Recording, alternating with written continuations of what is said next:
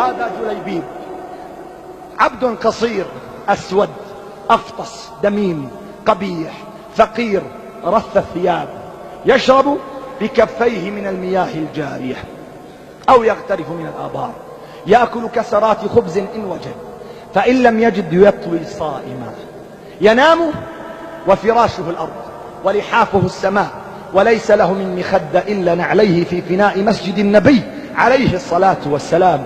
يمر يوما والنبي عليه الصلاة والسلام جالس بين أصحابه، ينظر إلى هذا الرجل جليبيب بهذه الحالة، قال: أتعرفون من هذا؟ وإذا بأغلب الصحابة لا يعرفون اسمه، لا يعرفون اسمه، إن حضر لم يعرف، لم يدعى، إن غاب لم يفتقد.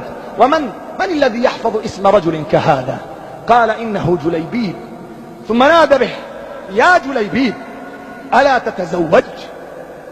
فنظر إلى النبي عليه الصلاة والسلام، لم يتفجع، لم يتأوه، لم يقل: يا رسول الله ما عندي دنيا، ما عندي مال، ما عندي، إنما ما زاد على أن قال: يا رسول الله صلى الله عليه وسلم، ومن يزوج جليبيبا في الدنيا ولا مال ولا جاه؟ يعرف أن الناس ما زالوا يحكمون بهذه المقاييس، إنه ينتظر زواج الآخرة. قال: ومن يزوج جليبيبا في الدنيا ولا مال ولا جاه؟ تركه النبي عليه الصلاة والسلام. وفي اليوم الثاني ناداه وهو يمر: يا جليبيب ألا تتزوج؟ قال: يا رسول الله صلى الله عليه وسلم، ومن يزوج جليبيبا ولا مال ولا جاه؟ في اليوم الثالث قال: يا جليبيب ألا تتزوج؟ فالتفت مستغرب من نداء النبي صلى الله عليه وسلم، قال: قلت لك يا رسول الله صلى الله عليه وسلم، من الذي يزوج جليبيبا ولا مال ولا جاه؟ قال: يا جليبيب اذهب إلى بيت فلان الأنصاري واخطب ابنته وقل: أرسلني رسول الله صلى الله عليه وسلم ويقول لكم زوجوني ابنتكم. وكانت الفتاة من أجمل نساء الأنصار، من أجمل فتيات دور الأنصار. فذهب جليبيب وطرق الباب، أرسله النبي عليه الصلاة والسلام، قال: يسلم عليكم النبي عليه الصلاة والسلام ويقول: زوجوني ابنتكم. فقال الأب: يا جليبيب لا مال ولا جاه، كيف نزوجك؟ وصاحت الأم لزوجها: أيزوج جليبيب وهو على هذه الحال ولا مال ولا جاه، وابنتنا في موقعها وموضعها التي هي فيه؟ وتسمع الفتاة المؤمنة، فتاة العقيدة، فتاة التوحيد، فتاة القرآن والسنة، فتاة قيام الليل، ليست فتاة الدشوش وفتاة التلفاز وفتاة قارعة الطريق والمنتزهات والمحلقات. تسمع الفتاة المؤمنة فتصرخ بوالديها من الداخل: كيف هذا؟ أو تردان رسول الله صلى الله عليه وسلم؟ والله إني أجزت زواجي وإني قبلت به زوجة.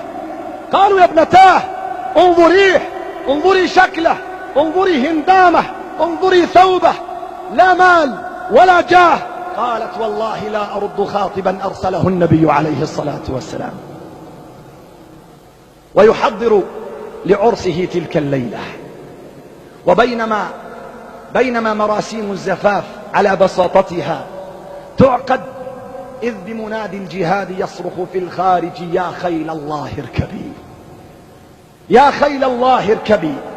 وإذا بجليبيب رضي الله تعالى عنه يترك عروسه في زينتها، في حلتها، في أرق وأعذب وأجمل لحظة وصال ما بين رجل وامرأة، ليلة الزفاف.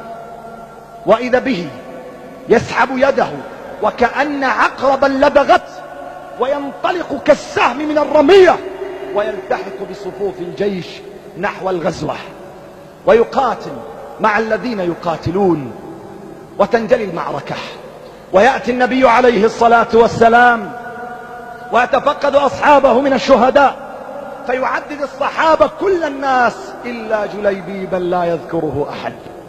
قال: ألا تفقدون حبيبا؟ قالوا: من؟ قال: أفقد حبيبي جليبيب، أفقد حبيبي جليبيب. ويبحث عنه النبي عليه الصلاة والسلام فيجده وقد تلوث بالدم وأصيب بجراحات بليغة، وصار وجهه من طين الأرض وترابها، فينفض عن وجهه ويضع رأسه على فخذه الشريف قال جليبيب قتلت 7 من الكفار ثم قتل، أنت مني وأنا منك، أنت مني وأنا منك، أنت مني وأنا منك. ثم أشاح برأسه صلى الله عليه وسلم يمينا. قال أتدرون لما أشحت بوجهي؟ قالوا لما يا رسول الله؟ قال والله رأيت زوجاته من الحور العين يتسابقن إلى احتضانه وأعرفه رجلا غيورا فأشحت بوجهي حتى لا يغار. جليبيب لا مال ولا جاه، ونحن بكل جاهنا، بكل مالنا، بكل حللنا، بكل مالنا ماذا فعلنا؟ يا أيها الحبيب، ثمنك وقيمتك حبك لربك، اتباعك لنبيك، تعلقك بدينك، خدمتك لرسالتك. لا تزدري نفسك، لا تنصت إلى أولئك المخذلين، لا تنصت إلى ذاك الهمس الشيطاني الذي يقول لك من أنت وماذا يمكن أن تصنع. لا تزدري نفسك وكن جليبيب وقتك. فما أحوج الدين إلى أمثال جليبيب، ما أحوج الإسلام إلى أمثال جليبيب، إلى أولئك الذين يتحركون غمارا أغمارا، إن حضروا لم يعرفوا وإن غابوا لم يفتقدوا، ولكن إذا نادى المنادي يا خيل الله اركبي كانوا في الطليعة. ومنذ أعوام وعقود تنادي الرسالة بكل جراحها، تنادي العقيدة بكل آلامها، ينادي المقدس، ينادي الأقصى، تنادي دماؤنا وأعراضنا يا خيل الله. ولكن لا خيل لله تركب، لا خيل لله تركب، لا خيل لله تركب. إلهي خذنا إليك، إلهي خذنا إليك، إلهي خذنا إليك. وما عدنا نريد هذه الدار، ما عدنا نريد هذه الحياة، ما عدنا نريدها. انهض يا حبيبي، انهض من رقادك قبل فوات الأوان. الحور على أبواب السماء تنادي. كن الخاطب، كن الراغب، كن جليبيب وقتك، ولا تبالي بكل الجبناء ولا بكل الأعداء ولا بكل الخونة ولا بكل قطاع الطريق. وما أحوجنا إلى أمثال جليبيب، ما أحوجنا إلى أمثال جليبيب. عرفتم الفرق يا سادتي؟ عرفتم الفرق بين ماضينا، بين ماضيهم وحاضرنا؟ إن ذاك الماضي صنع بأمثال جليبيب وعبد الله بن عمرو بن حرام وعبد الله بن جحش وسعد بن أبي وقاص وعمر بن الخطاب وأبو بكر الصديق، بكل تضحياتهم، بكل بذلهم، بكل ما قدموا، بكل ما فعلوا.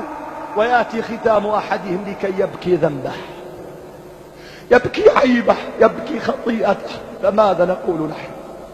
ماذا نقول نحن؟ ولا حول ولا قوة إلا بالله.